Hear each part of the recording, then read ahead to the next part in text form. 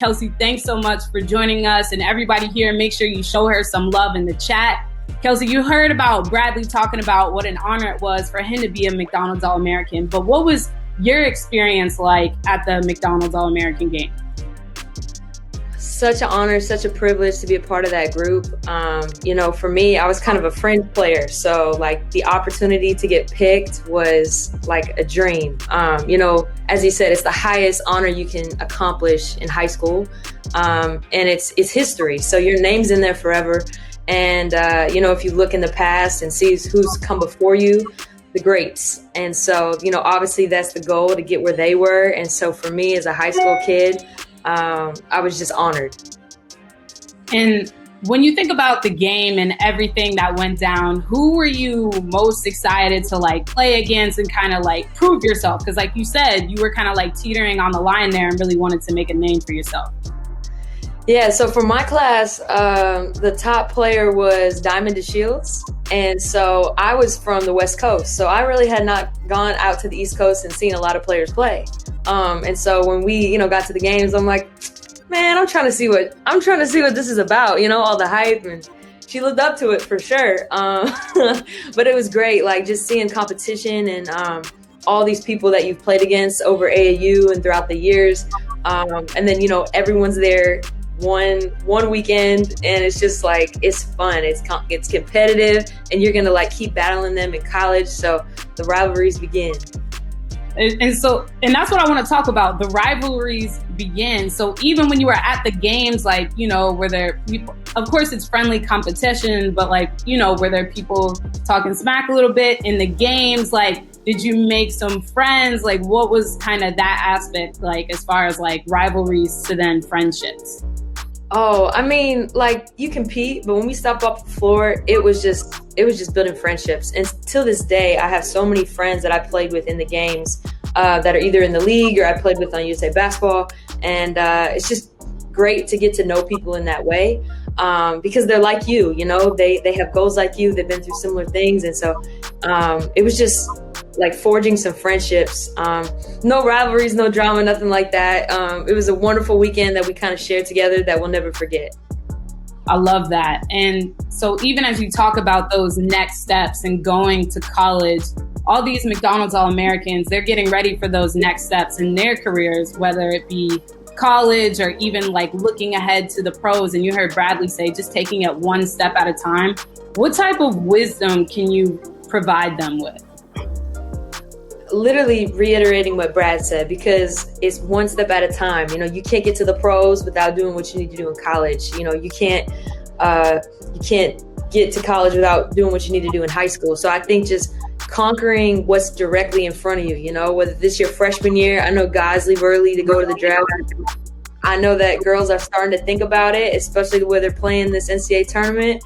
I mean, why not, right? So I think that just, focusing on what's in front of you and doing as best you can in that regard will lead you to the next thing. And that's the crazy part that you're saying too, because the freshmen right now that are in college, they are cooking, looking like pros.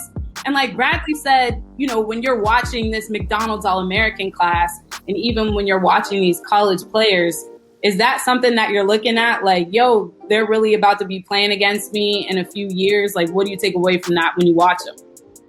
Absolutely. I mean, I think that anyone as a pro, in the league, NBA or WNBA, watches, that's the next generation coming up. And you want to be in tune, you want to see how the game has evolved. And I think you can see, especially on the women's side this year, people's range is getting deeper. People are getting more athletic. It's faster, it's more physical, and it's fun to watch, because I think that this game and the women's game has made strides, and we're bringing in an audience. That's what people want to see. So I'm definitely cheering them on, and look forward to, playing them whenever that may be. But it's really cool to watch people shine. I love that. And I saw you even on the McDag page, rooting for the East team, rooting for the West team. And, there's a lot of recruits even going to South Carolina, Bree Hall, Raven Johnson, and all those guys. Were you able to watch any of the players in this year's class of McDonald's All-Americans, even just as far as it being online highlights or even players that you heard about? Absolutely. I actually have two favorite players in this class that I've actually gotten to know personally. So I'm super excited and looking forward to watching them in college and see what they do. First is Caroline Dersham, and we worked out together in Vegas, and I think I messed up her last name. That girl can shoot. Like, that girl was shooting NBA deep threes. I looked at her and I said, how old are you? Like, I wasn't doing that in high school. And she's competitive. She's tough. So I was just like, UConn's got a good one. And I know there's a bunch of other recruits coming in from Connecticut. They always have them. But I'm really excited to watch her because I think people are sleeping on her. And then my second pick would be Jersey Wolfenberger. She's going to Arkansas. She's like 6'4", and she's a guard. And she's long and she's skilled. And I'm really excited because I think that she has this like innate basketball ability to just find places on the way to score. You know, she's so versatile. She can step out, hit the three. Again, that's another person that I think people are going to have their eyes on coming down the line.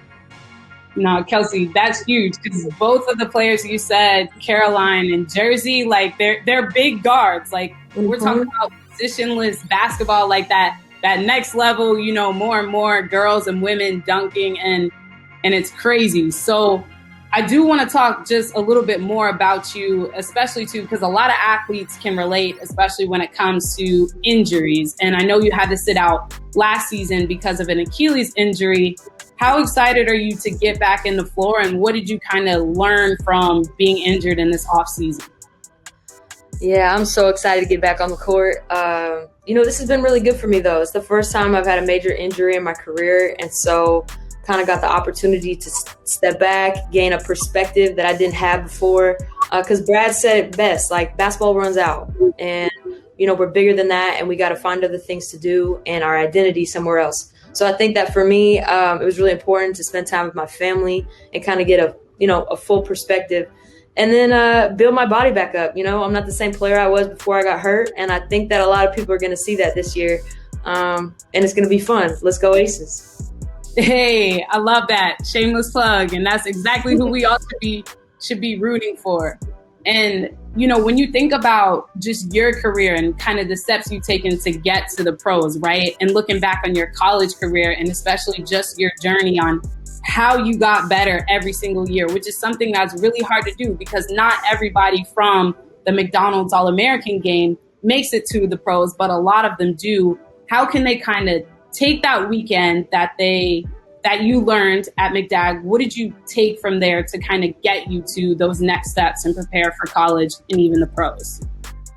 I love that you asked that because for me, when I stepped onto that, I guess it was not a campus, but in Chicago that weekend that we were there for McDonald's, I had a perspective shift. I was like, wait a second, I'm not one of the best players here.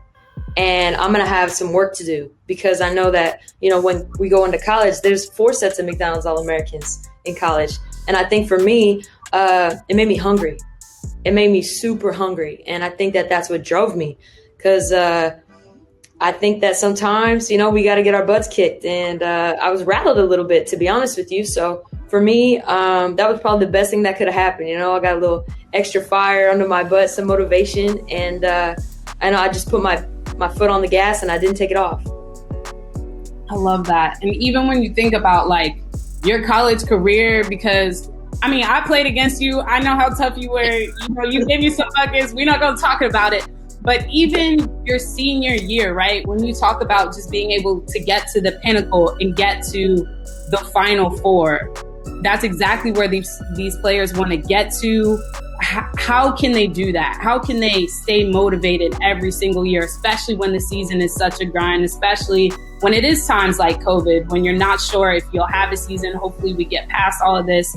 But how do they do that?